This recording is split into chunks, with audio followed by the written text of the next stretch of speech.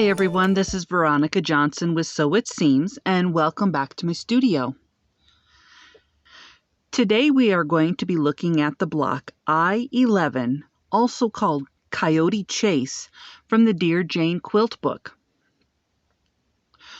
For this block today, I am going to be using as my main focus fabric this orange. And for my accent fabric, I'm using this muslin. When we take a closer look at how this block is put together, it actually is a pretty simple block. There are 4 sections that are all the same, and these diamonds here that are from the muslin fabric are actually done in reverse applique. The reason it's done in reverse applique is so that the darker fabric doesn't show through the back of the lighter muslin fabric. And it looks like these corner pieces are probably also not in reverse applique, but I'll show you what I'm going to be doing. I'm going to be kind of reverse piecing, I guess would be one way to call it. So for my first step, I will trace these little diamonds here to make a template, and then we'll start making this block. The 4 squares for this block, cut from my main focus fabric, measures 2 1/4 inches when it's sewn into the block. So I needed to cut this out to be 2 3/4 inches. So each of these blocks are cut. And I've also made my template for the diamond shape that will go on each block for the reverse applique. To do the reverse applique on this block, I'm going to start with laying my template right over the block, and I want to line it up so that it is in the middle of the block. The ends are pointing right to the either end of this block, and then the other ends are pointing there. Since this surface here is my ironing board, it has a little bit of a give. So I've put my ruler behind this block, so it gives me some resistance, so I can then outline my template. To do my outlining, I am just using the white marking pen from Clover in fine point, and for the most part it works pretty well. You can see very faintly this white line, but that will be enough for me to be able to see for sewing. So I'm going to do this on all 4 of the blocks. Each of my orange squares now has the template drawn onto the front, and I am now going to get a piece of the muslin to go onto the back. This muslin needs to be larger than my template, but I've also cut it with enough room to have a generous amount around so that when I'm doing this applique, I will have plenty of space. So I'm just checking, here's my line, and I've got plenty here, and right here's my point, I've got plenty here and there. Okay, so I have it set up. Now I'm going to take my pins and I'm going to pin the pieces together at about 1/4 inch away around this piece that I'm going to be stitching. There. So now you see I have it pinned all around. My muslin is on the back. Now what I'm going to do is cut the inside of my foundation fabric very carefully so as I don't cut through to the other piece of fabric. So I'm taking these scissors and I'm just very carefully poking through. See, they're not going through the back. Just carefully poking through, and I'm going to cut away, leaving 1/4 inch roughly of a seam allowance.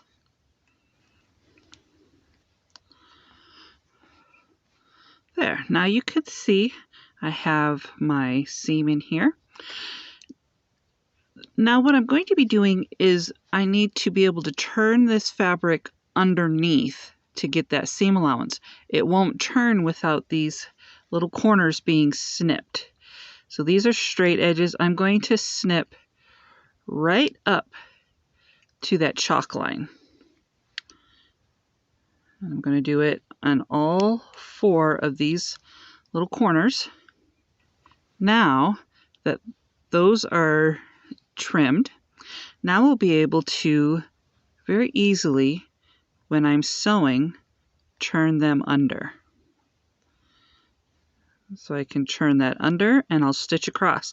And I'll make sure to turn it under just so that chalk line disappears right under there.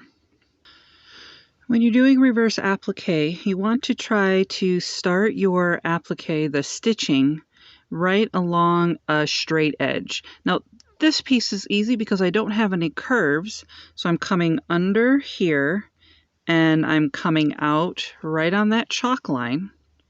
Okay, so my thread is started, and then I can just press under that entire line there. And then I'll start doing my needle turn applique right along the edge here.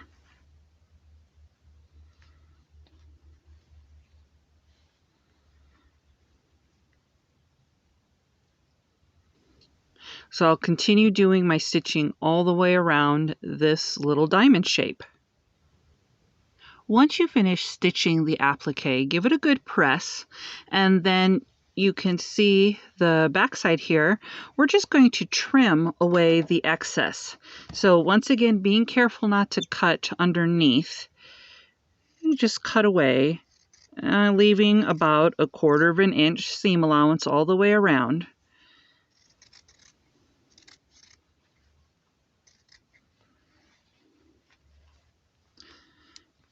Cut away that excess. And there you have a finished unit. Now do the same thing with the remaining 3 squares. All 4 corner squares are now complete. They've been stitched, pressed, and trimmed around the outer edges of that muslin to keep that excess away. Now I've got them laid out kind of in the position that they'll need to be. And the last part of this is the little triangle that is on the corner out of the muslin fabric. Now I could cut a square about 1 3/4 of an inch and then cut them in half on the diagonal and then stitch them on. The only problem with that is it becomes difficult to line it up just right.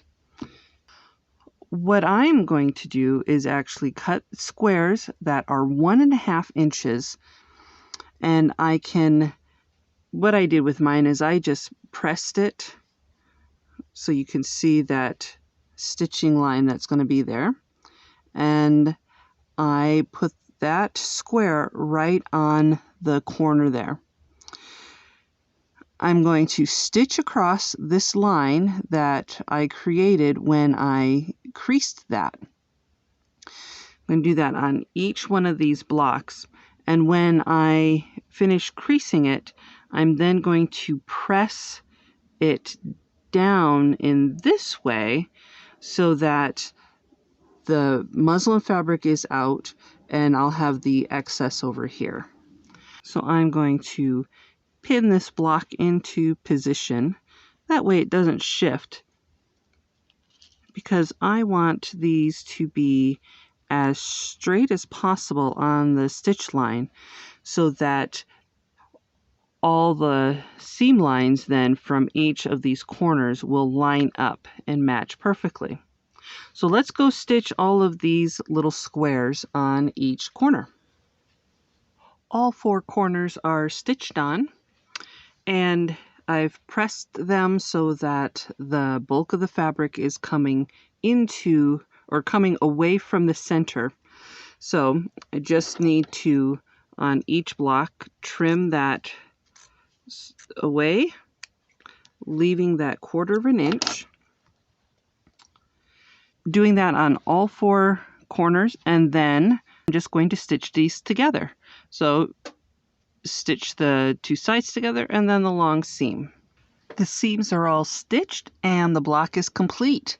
It came out so perfect I almost didn't need to trim anything. I just had to trim just a little bit off the edges here just to straighten that up. So this was a really great block. It came together really well. One tip I wanted to mention is when you're sewing these sides all together, make sure that you're matching up these points first more than anything, because then that will really get you that nice square right in the middle. Well, I hope you enjoyed this walkthrough of block I-11, also called Coyote Chase. If you enjoyed this video and want to see more like it, go ahead and give this video a thumbs up and subscribe.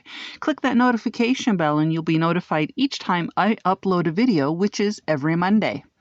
This is Veronica Johnson with Sew It Seams, and I'll see you next time.